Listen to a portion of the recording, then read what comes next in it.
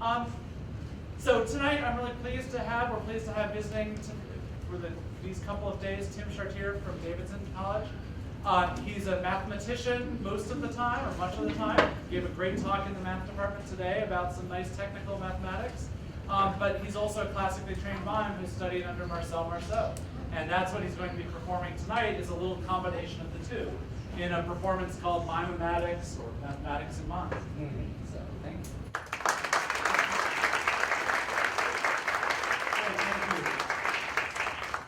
It's wonderful to be here tonight and to share with you mime and math. At many levels, those seem like a rather odd combination. Probably about the only thing that makes them feel natural is that a lot of people don't like either of them. They make fun of math and they make fun of mime, so I decided I'd do both. That's about the only thing that people have. But I want to teach you a few mime illusions, and then we'll begin to talk about some of the math that's even within the mime. So what I want you to do first is I want you to take your hands, put them on your head. It's a windy day, so you might as well. It doesn't matter what you started out with. It's not there anymore. All right, so take your hands off and look at them. Okay? This is called head position for obvious reasons. Okay, so put your hands down for a moment. And what that does is that's the starting position that your hands are in when you do the wall illusion. The wall illusion looks like a wall. Now I'm kind of cold. I'm from North Carolina. As I said to my wife, from now on, if I see a high of 59, I need to remember that's the dead of winter to me. Because I have been freezing all day. I only point that out because I don't know what you're seeing in my hands. But usually, when I'm not cold, my hands, the pigment of my hands lightens when I touch the wall. Is that actually happening? A little bit? Your hands may or may not do that. I didn't train to do that. I'm not concentrating each time to make my hand do it. It's just something that my hands happen to do. So if your hand does it, it's great. If it doesn't matter. But I want you to learn the mime wall. And if you learn this, you will get better at it if you practice it. I've practiced a lot, so there's a pretty good chance that my wall is probably going to look better than your wall right now, but yours can still look like a wall right now. All right, so take your hands. What position? You can always check. If you can't check, you've got other issues going on. All right, so take your hands. They're rounded, and then flatten them. Boom. Now look to see if they look flat. For the mathematicians in the room, please do not work too hard at defining that. Okay, good. Now bring them forward again. Put them in head position, and flatten. Head position, and flatten. Look to see if you're around where you thought you should be. Move them over again. Round them. Now look at them and see if they look round. Why? Because some people get into crater head. They take their hands off and it's like they're taking part of the wall off. And they're just going to eat it. Or they get into blockhead and it's like, what's going on with this? It's like they're doing robot wall, you know. And that's fine, but that's not what we're doing either. Okay? So put your hands back on the wall, which means flat. Now, this is the key to mime. You take one hand off at a time. Why? Because if you take them both off, it's fine, but the audience can't see the wall anymore. Good. Get down and flat. Very good. Get down and flat. Okay, let me teach you one other thing about the wall. One of the important parts about the wall is that you define the wall. Where is it? Who knows? It's not there, but you define it. So when you hit that wall, make your hand. Now, I sometimes get into making it very soft, because in the mime world, that's about a big thing to do. That you can do that. But you're learning, so I'll try to do it myself too. You see how I'm hitting it harder now? So I hit it. And it creates a better illusion when you're first working at it. So let's try that together. Your hands are in rounded position. You can always check. Bring it down. There you go. Bam. Hit the, there it goes. Nice. One hand off, which means rounded, and then flatten. Good. Rounded, flatten. Good. Oh, that looks much better. Rounded, flatten. Good. Rounded, flatten. Good. All right. So what does that have to do with math? Well, there are a few concepts that are in there. One of them is measurement. You might have felt that when you did it. You put both hands up. Well, they need to be about the same distance. They actually do not need to be exactly the same distance. So in that sense, you're approximating. When my wife and I train, my wife and I both do mime, and when we train with Marceau, and he does talk when he teaches, he would say, oh, yes, I do not do the wall perfectly in performance. And he'd show us that he could do it absolutely perfectly. But he'd say, no, I do not when I perform.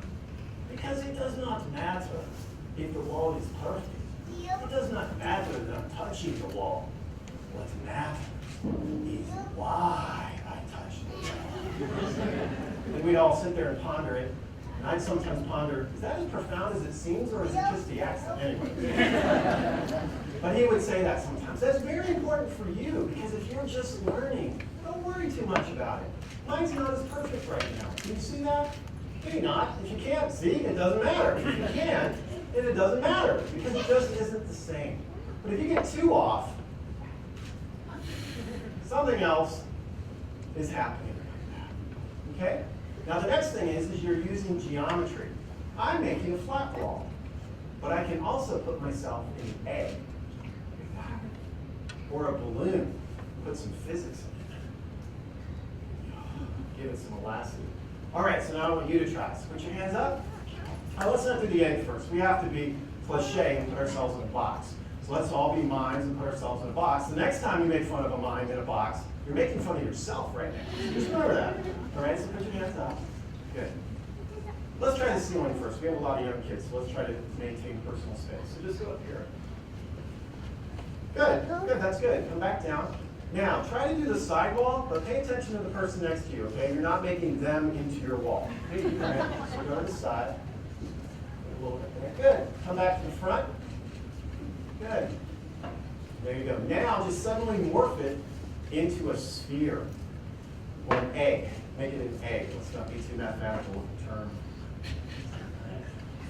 Make it an ellipsoid. So there you go. Okay. Good. And that whole time, you're using geometric thinking in what you do. It's like charades if you want it to be. What is it now? I don't know. It kind of looks like you're going to climb a wall or something. Or you can be in the dark and you run into something. You figure out it's something, or actually maybe someone. Okay. You can make all of that up.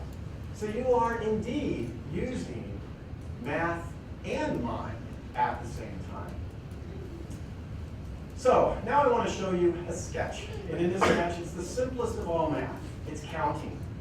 Counting only to one. That's all. And the way it works is that I'm going to come out, and I'm going to be a friend of mine. And where did I put it? Let me move off the slide. Oops. Never mind. We'll stay on that slide. And what I will be is I will have a baton, because I'm going to be a conductor, and I will conduct you. And when the baton comes down, you will clap one time. It'll be a real baton. Right now I know it's a mime baton, but it'll be a real baton because it helps. So I'm going to bring it down once, and I want us to try to clap all at one time. One time each time it goes down. So ready? Here we go. Good. Let's try to do it even more together. That was better. Oh, that was very good. Let me get my friend. Here we go.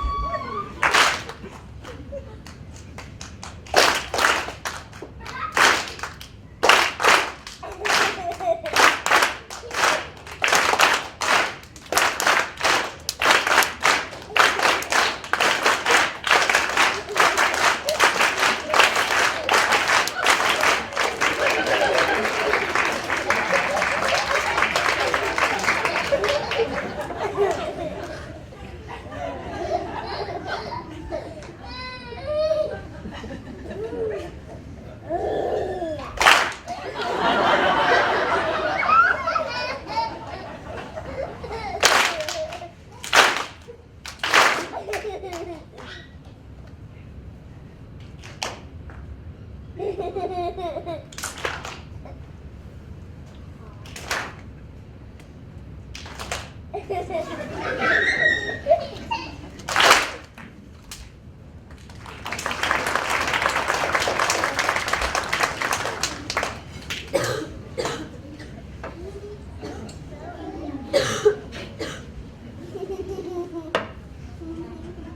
right, that was admittedly silly, but yes, it is to reflect that in Mime, and I apologize, I will always be a little breathless, regardless of how inactive the piece actually seems. It's part of the reason mimes do not talk, but in 3 to 4 breaths, I will recover, so that's why I do talk, but it will take me a moment or two each time. So in that sketch, it's to reflect that we use math in rhythm, which is music, and also in counting. So I'm going to do a magic trick with you now. It's a magic trick that was published over 50 years ago by a very well-known, he would not call himself a mathematician, but many mathematicians call him a mathematician because of how many people he influenced. And his name was Martin Garner. And this is the trick. So here, I have a 9 written in pennies. Now I want you to think of a number between 10 and 20. Here I said less than 20, so if you want me to be precise, I guess I'm asking 10 to 19, but 20 would be fine. And then what you do is you start down here at the bottom. Let me come over and I'll count this way. So if my number was, for instance, 12, I would go 1, 2, 3, 4, 5, 6, 7, 8, 9, 10. Let's say my number was 11. 11. And then I stop right there, okay? And I keep track of that penny. I know where that penny is, okay? So everybody, count to your penny and keep track. It's okay if you move your finger. You're not any less of a mathematician.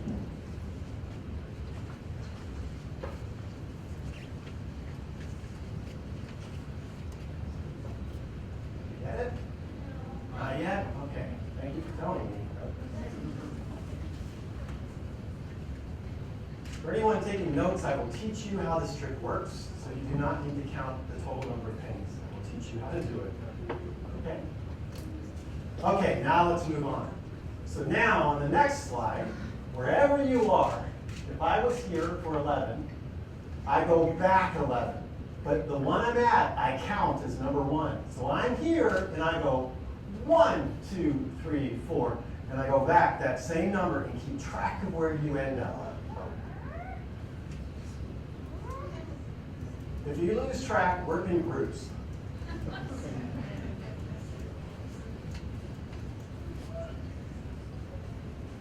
Okay? Now, this trick does not always work, but it usually works. And through the power of mathematics, through the air of Gettysburg, through the shivering of the northern cold, I predict that you landed there.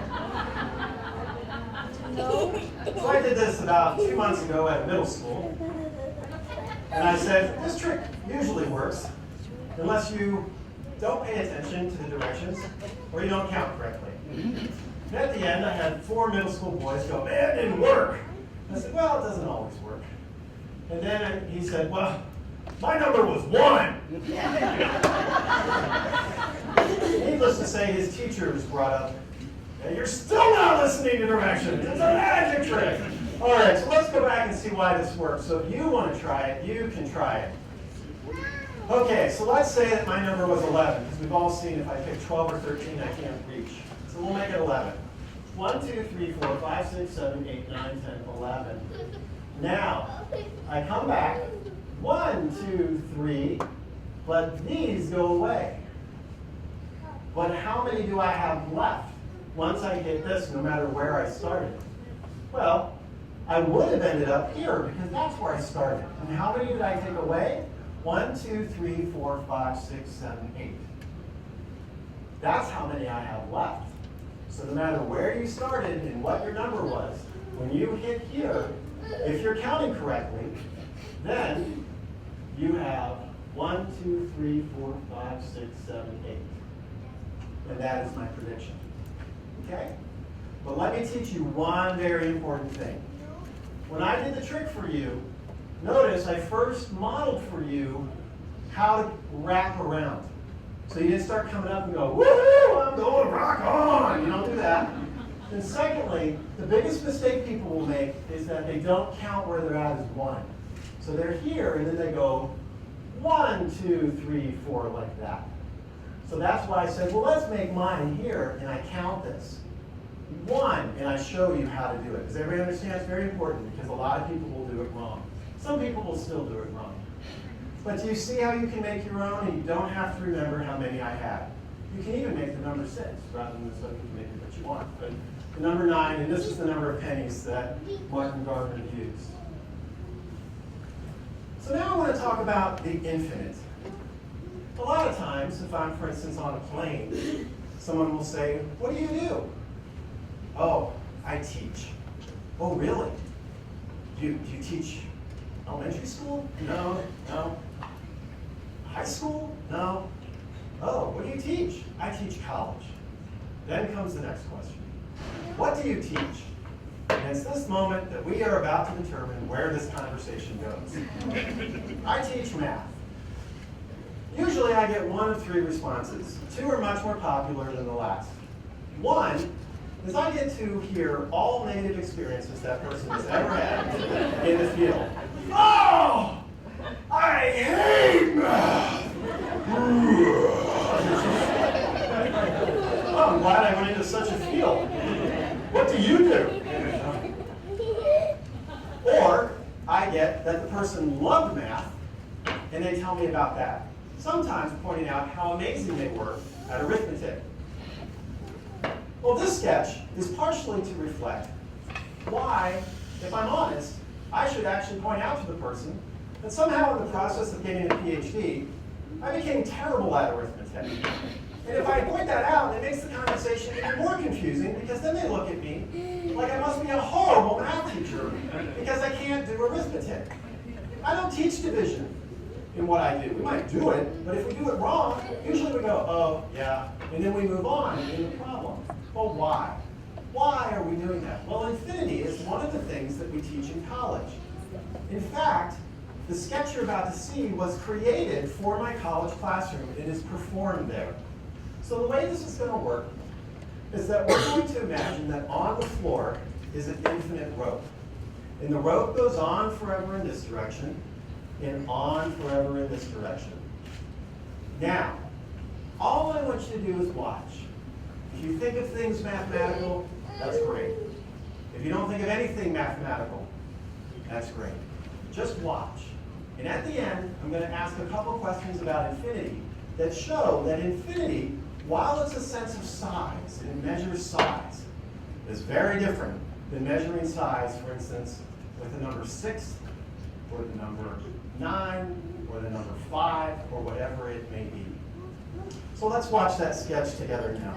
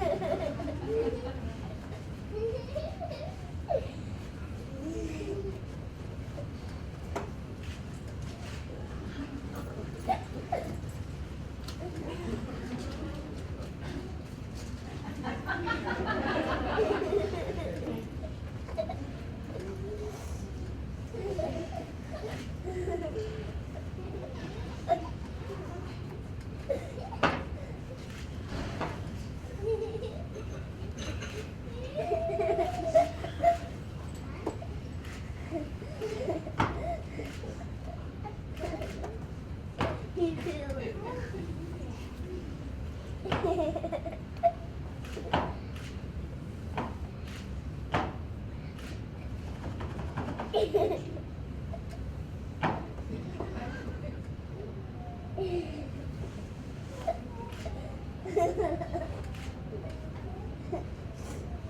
that's the infinite rope.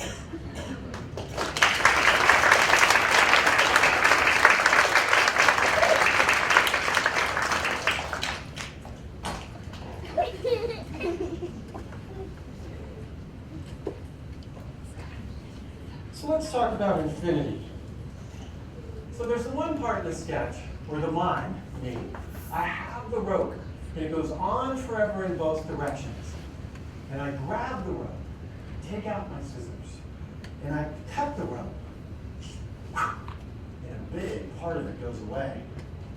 How much rope do I still have in my hands? How much rope? How much rope do I still have? Half of infinity. That's a good answer. Man, it's a little late to try to think about that. How much do I have?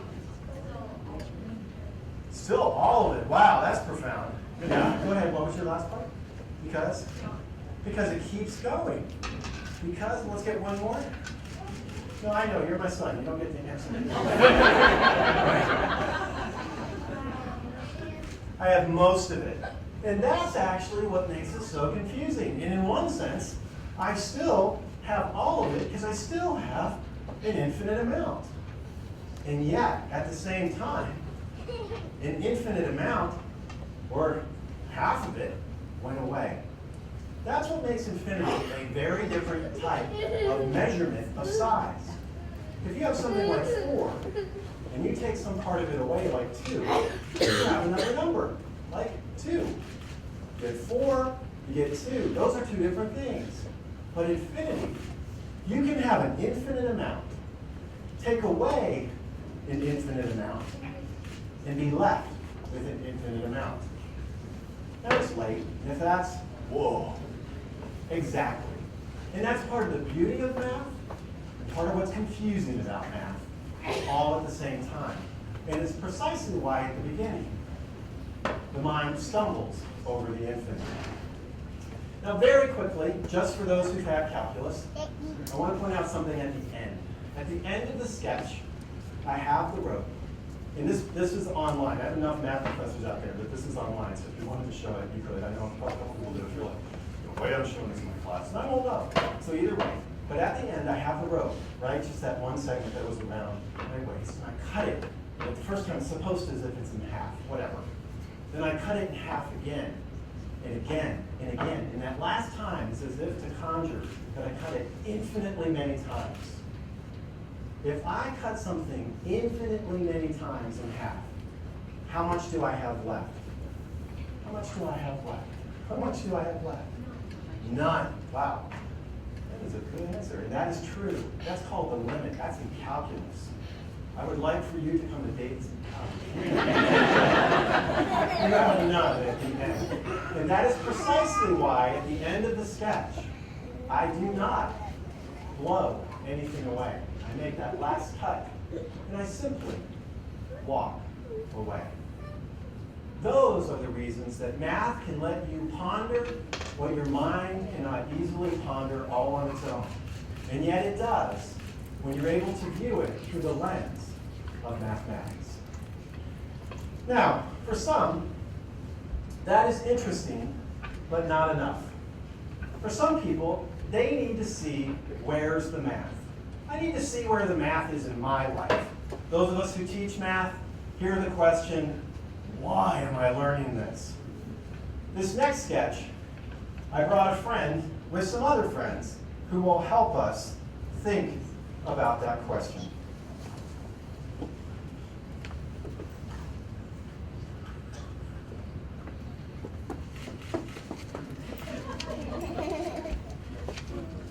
Whoa.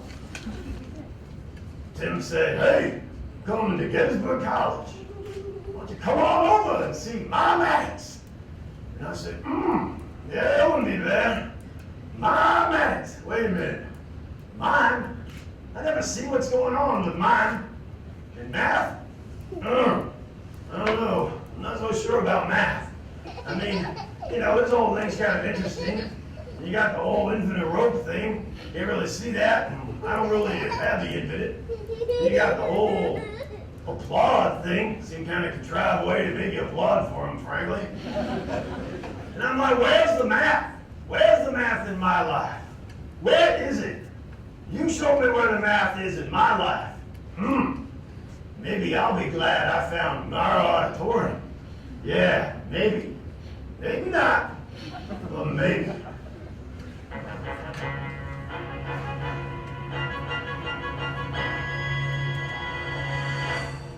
Welcome to Where's the Math? The show that steps into real life. It combines it with some things imaginary. Yes, some would say our show is complex. In fact, it's simple. We find math in everyday life.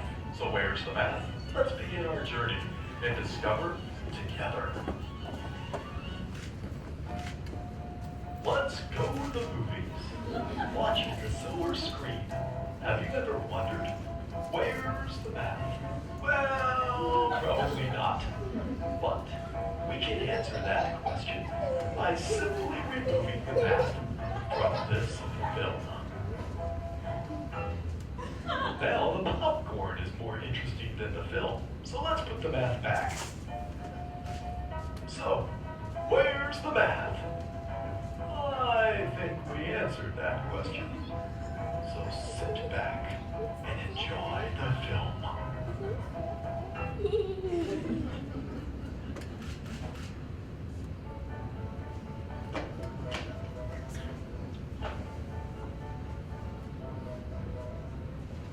Let me introduce Ivan Toekick. He is quite the soccer player. He can throw faster than a toddler. Ivan, go ahead. Kick the ball toward the goal. Go ahead.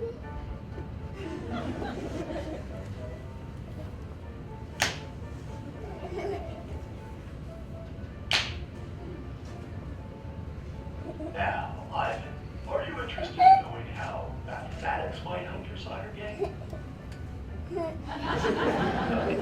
Okay, that's understandable. Just for fun, go ahead and prepare to kick the ball again. This time, we will enter the realm of where's the math, and we'll show you what your kick might look like in a few years. Go ahead, Ivan. Give it a kick.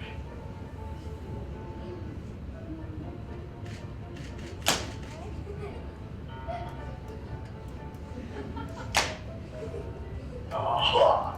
Math has been pretty good to Ivan, hasn't it? How does it work? Where's the math? Learn more math, Ivan, and we can explain more.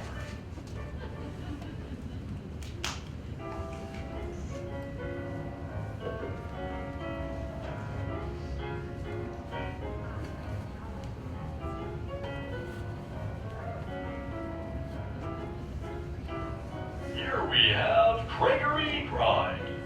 Gregory's enjoying a lucidity through his headphones. Gregory! Gregory! Are you enjoying your music? Wait a minute. Is this the music you're really listening to? Well, then give us a little listen.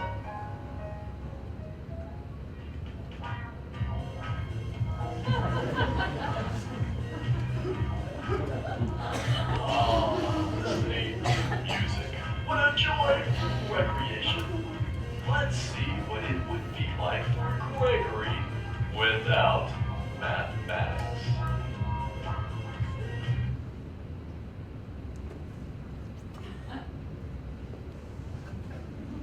Well, back to the music.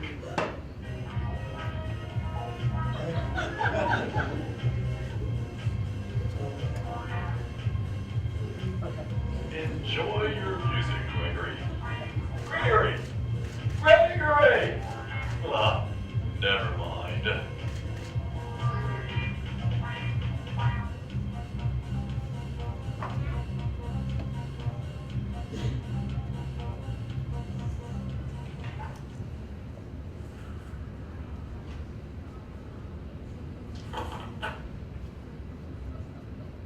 What was that? How come out when I say, where's the math? And Mr. Where's the Math voice man comes on, starts showing us all these things. Yeah, but there's something Tim must not know about me. I don't play soccer. I don't go to the movies. And I don't listen to music. So I still don't know where's the math in my life. So what I like to do is I like to come over here. Oh yeah, I like to sit down at my computer. And I like to type into Google where I want to surf. So I type it in and I hit enter. And I wait. Come on. I say, come on, Google. Surf me the internet. I put it in, I hit enter. It's not working. Man, come out and say, where's the math? Soccer doesn't work, and this doesn't work, now Google doesn't work. Exactly, where's the math? Where is the math? That is not one I do in class, but maybe should. Particularly in classes immediately following lunch. That is what I teach in math, is where's the math? So we saw 4 applications of mathematics. Can you help me think what they were? What were they? Go ahead, Noah, what's one of them? Google was one of them. What else? What else? Go on to the movies, you're right. What else? Yes? Soccer. Soccer, and what did you? Music, good. I think you're forgetting the last one. You could have been planning the one before that. Good. So those are the 4. We're going to actually talk about all 4 of those before we're done tonight. I'm going to talk about 2 of them right now. So the first one's music, and there are all kinds of ways we can talk about that. I'm going to talk about it in a way that actually just has to do with when we're on digital devices, like an iPod that we see here. And in particular, I want to talk about when we store things really small, like when you zip something. Have you ever done that where you email and you zip it, and it gets really small, and then you email it to somebody? How does that work? What's going on? It gets real small, it goes across the internet, and then it's as if you can blow it back up to its full size. Well, it turns out that if you do Sudoku, you do compression algorithms when you're doing that. How is that? Well, it turns out that this puzzle actually is encoding where 81 numbers go. But it is encoded with only 24 numbers when we begin. Well, how do we know how to decode it or decompress it? Well, it depends on the rules of the game, right? The rules of the game dictated which one of the numbers we could leave. That's exactly the same thing, is that when you have something, there are rules to how it comes down and what allows it to get small so that when you look at it there, you can blow it back up to its full size. And you see that here because this is Sudoku, but it's called pyramid Sudoku. And in this game, you have the normal rules of Sudoku, except now each one of these 4 pyramids has the additional constraint that the numbers 1 through 9 also appear only once in each of those pyramids. And that's called Sudoku. Pyramid Sudoku. Now, if you're interested in those puzzles came from a book called Color Sudoku. You can't quite see it down here, but you can find some of the examples at brainfreezepuzzles.com. It's created by Laura Tallman, who's a math professor at James Madison University, and her husband, Philip Riley. Philip Riley does the coding in this. So they have Color Sudoku. This one, I forget the name of this particular one, but the constraints are normal Sudoku, and the numbers 1 through 9 appear only once in each of the color bands that you see. They also have another book called Naked Sudoku. It's not saying how you do it, it's just describing the puzzle. They're naked because they have rules, like this has the additional rules, but they're naked because they're completely bare. There are no numbers when you begin. There's nothing. And then it has one unique solution. And then Philip told me just a week ago, I guess it was, that they have another one beyond that. And I had forgotten what that one was. I had lost track of their Sudoku puzzles. But this is a little bit misleading in terms of how compressing something really works. Because here, this gives you back one unique solution. So I've compressed it, gotten the whole thing back. Well, normally that's not the case. So here, one of these pictures is taking only 17.5% of the other one. Which is the one that's taking less storage? Which one? Which one is it? Left, yeah. What are you seeing that's telling you that? What do you see in there that's signaling that? Not everyone sees the same thing. What are you seeing? It's like part of the square. Right there? Yeah, a lot of people signal in on the square. Some people it's this. Some people it's a gestalt thing. Children often do that. They'll say, I don't know, that one looks like I just got out of the pool. That's sometimes what I hear. And then some people it's the rays of sun up here. Why did I pick 17.5%? It turns out that I picked that because if I did 50% with this particular picture, usually on these monitors, you can't see the difference. You just can't see it. That's exactly why they do it. If you have a Mars rover that's moving around Mars and it's sending back pictures, you want it to take a lot less time. And you look, and if you see something go, what is that? Then you want it to take the time to send the full one. That's part of the reason for that. Okay? All right, the second one that we saw was Google. That was right at the end. So we're going to talk about this. Bryn and Paige were graduate students at Stanford when they came up with the idea for Google. They left school and have not felt the need to go back yet. So we're going to talk about the algorithm that they came up with, but rather than doing lots of math, we're going to talk about it as interviewing. So I'm interviewing these 5 smiley faces, not for the job of being a smiley face, because these 2 are my final candidates. And the application says that I need at least 1, but at most 3 references. So here I have 1 reference, and here I have 3. And the question is, who would you hire? Well, maybe you're like, well, of course I'd hire the person with the 3. But what if you're making a computer lab with personal computers, PCs running Windows, and the reference, which was just amazingly positive on the left, came from Bill Gates. And the one on the right came from the candidate's 3 preschool children. Who would you hire now? Well, wait a minute. Well, what did I do? What made a difference in that? What made a difference was the quality of the endorsement. That's what made the difference. But wait a minute. We have a sense of Bill Gates. If you use Mac, it may make a difference in what you think, but whatever. You have a sense of that endorsement. What if I take my friend Ron? Now, I know a few of the math faculty know Ron, but most people in here will not know Ron. Ron is a math professor at Berry College. He's a good friend of mine, and he had a friend who cartooned. And so his friend made this cartoon for Ron, and it looks amazingly like Ron. And it's always fun for me to have Ron in the show. So that's Ron. And Ron's a recommendation. But you don't know Ron, so you don't know the quality of that recommendation. So you could ask Ron for recommendations, but you don't know the quality of those recommendations. So you need their recommendations and the recommendations of those who recommend the recommenders of Ron. And some of those people may have Ron as a recommendation. Okay, what? And wait a minute, what does this have to do with web pages? Well, it turns out it has everything to do with what Bryn and Paige did with web pages. Here, I have a model of the web where each one of these circles represents a web page, and there's an arrow between 2 circles if there would be a link from one web page to another. So if I'm on web page 1, somewhere on there's a place that you can click, and it would take you to web page 4. But nowhere on there can you click and get to any of the other 4 web pages, or 3 web pages, 4 being to itself. Does everybody know how to read that?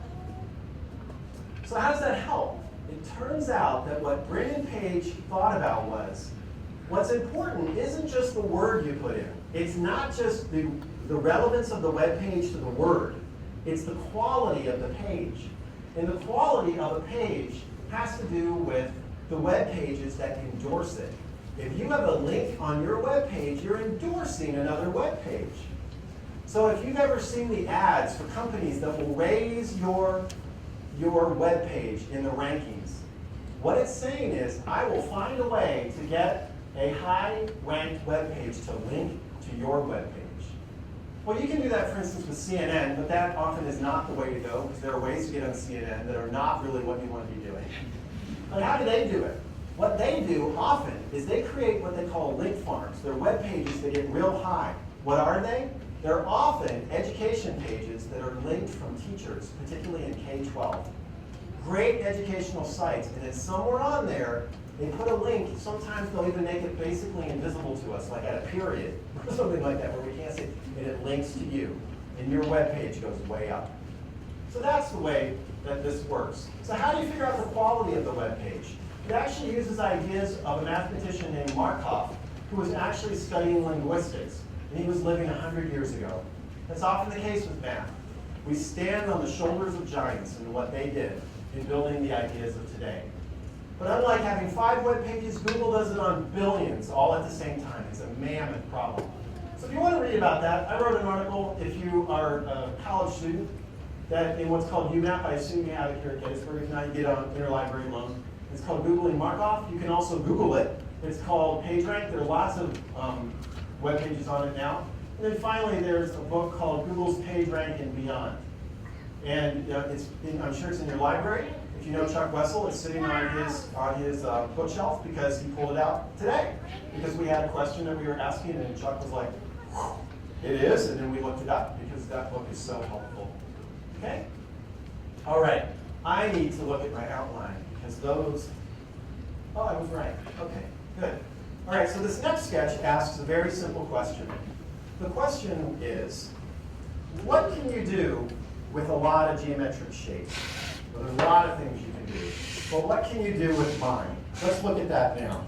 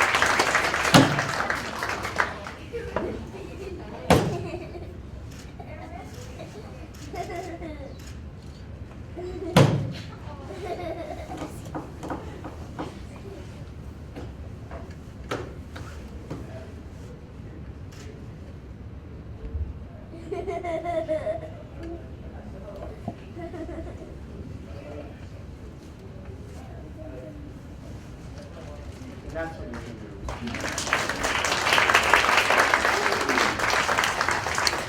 I never would have done that. I thought it went at my feet. I didn't know it was over there.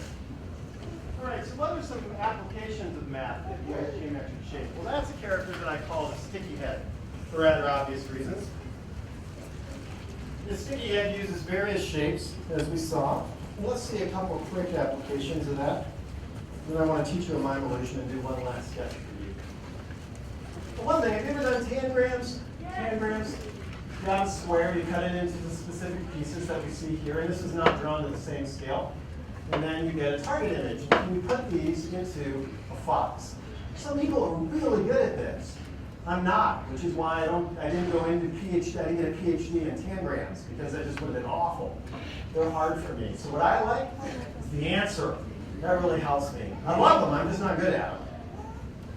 Now here's another one. Something else that's done with geometric shapes. It is Yoda. And that's part of the thing, is that with this Yoda, they just use geometric shapes. It's like they sewed them all together. And even though it's just geometric shapes, you can look at it and say, that's Yoda. And that's how they do it in the movies, is they create this, and then on each one of these little polygons, is what I would call it, each one of these polygons, they actually determine what its color would be. It's a bit more complicated than that. You determine what its texture would be. but it's as if it's colored, and you color it so that it isn't exactly all this kind of weird, oddish green that I gave you. Those are used in the movies where, again, you have the model. This is Jerry from Jerry's Game, which was a Pixar short. And then you color it like we see here. And notice when it's colored, you then actually model how light would move. So here you're modeling the way light moves, and so that's actually using physics in a computational physics type way.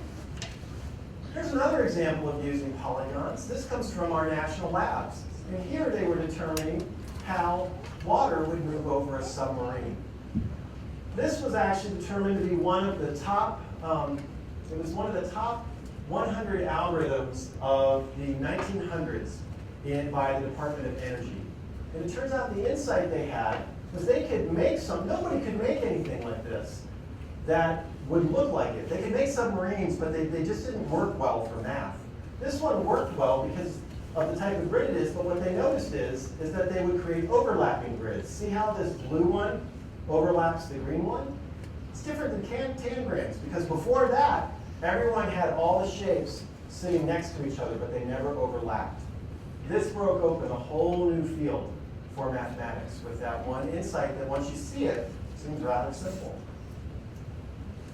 And here's another one. This is the soccer that we talked about. They will create models to determine how objects will go through the air. So a few years ago, at the University of Sheffield, it was engineers. Engineers can know a lot of math. And they determined how soccer balls would travel through the air. And their model was so accurate that they were actually able to model that famous kick by David Beckham that coined the term bend it like Beckham. I'll talk about that more in a moment. But first, let me teach you an illusion. One more. Go out and grab a ball right in front of you. Good. Now throw it up. Catch it. Throw it up again. Catch it. Now there's a key to this. In mime, when it leaves your hand, your eyes and your attention is what shows where it goes. So you watch it go, and you follow and come down. If you don't watch it, then you don't know. So that's how it can hit you in the head.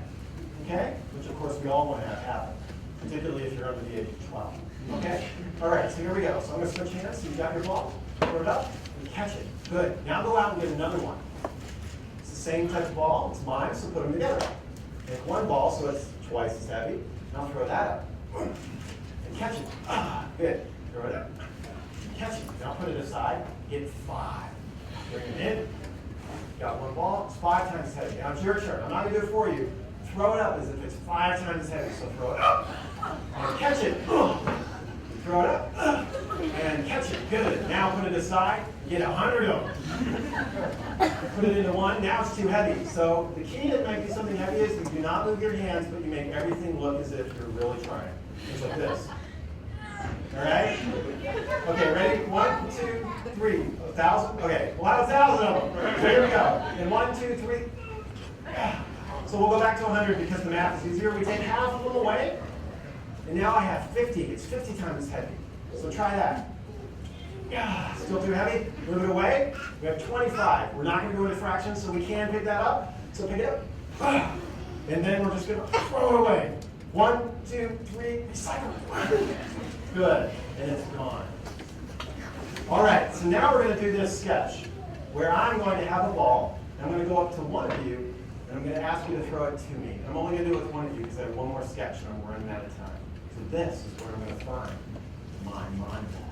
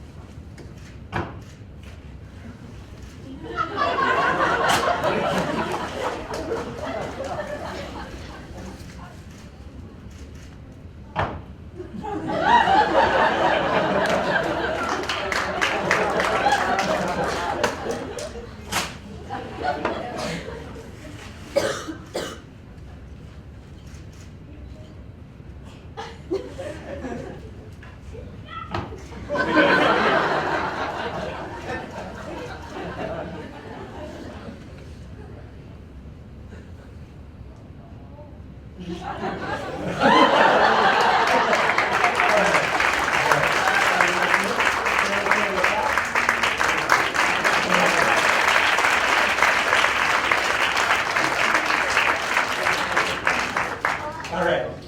I want to be sure that someone in this audience who's very good at the ball knows how to do this trick. I learned this trick. I often say I learned this trick from a Barnum Bailey clown. That's actually not, I don't remember if that's true or not. That sounds good. I know I learned it from a clown, but I can't actually remember if it was that. Does anyone know how to do the trick? Does anyone happen to know? Other than my son? Yeah, how am I doing it? You know? Yeah, I think I heard you right. It's as if I'm snapping. But if you're too young to snap, you just do the motion of a snap. You don't actually have to have any sound. So you put 2 fingers in the bag and your thumb outside. Because if they're all outside the bag, and if they're all inside the bag, all right?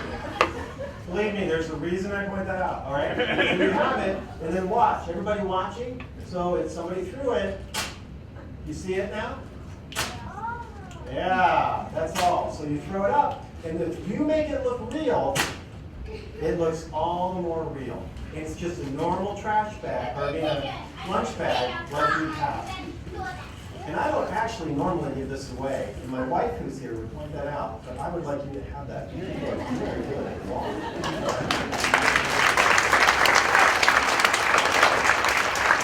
Okay, so I have one more sketch for you. And this sketch asks a simple question. It asks, what's it like to be the remainder? Oh, I'm sorry, I have a couple, the music is embedded. Let me, before I do that, show you the slides. So these are the slides on soccer. I'm sorry about that. I saw the time. I want to make sure I get you out on time. So here we have a soccer ball where this is the air around it. And what they're determining is how the air will move over a soccer ball. And what they found is that really, really good soccer players have figured out it makes a difference how they put that soccer ball down on the ground. And so if they put it this way versus like that way, the ball will travel differently depending on how hard they kick it. And that came partially through math. How did they know it was right? Because they did it first in a computer, that didn't show it was right, and then they compared it to a wind tunnel in Japan. So part of the research was in England, and part of the research was in Japan. The other computer models for this are when you hear, for instance, that they're modeling cars in computers, and they make them more air efficient to help us with gas mileage. They build the car like we built Yoda, and then they model the air going over it like they did the soccer ball. That helps, for instance, with swimsuits. And then this is modeling a stadium where they were trying to, I think it's in Korea, where they were determining how the airflow would go out of the arena when all the doors were open, so it wouldn't be stuffy. Okay? So now let's ask the question of what it would be like to be the remainder. I think in a sense, many of us, particularly who've gone to high school, know. But nonetheless, let's see it through mime in a bit of a fanciful way. So Mr. Cameraman, I'm going to work on that table, so you might want to come around and go the other way. I'm going to act like you're not there, but that's what I'm going to do. Okay. All right, so let's watch this sketch together.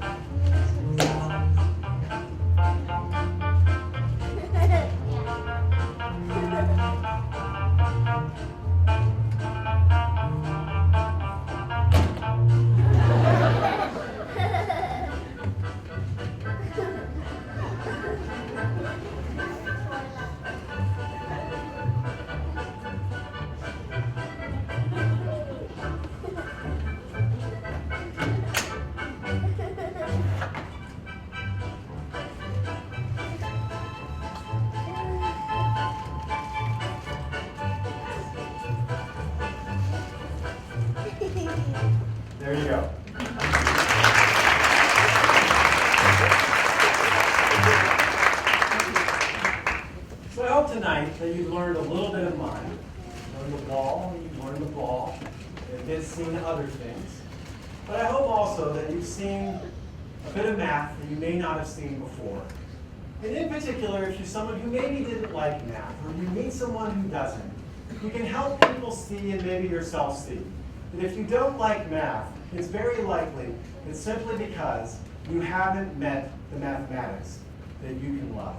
Because there is an awful lot of math out there, and there are different types of math that can engage all of us, because we use math every day. Thank you for your attention.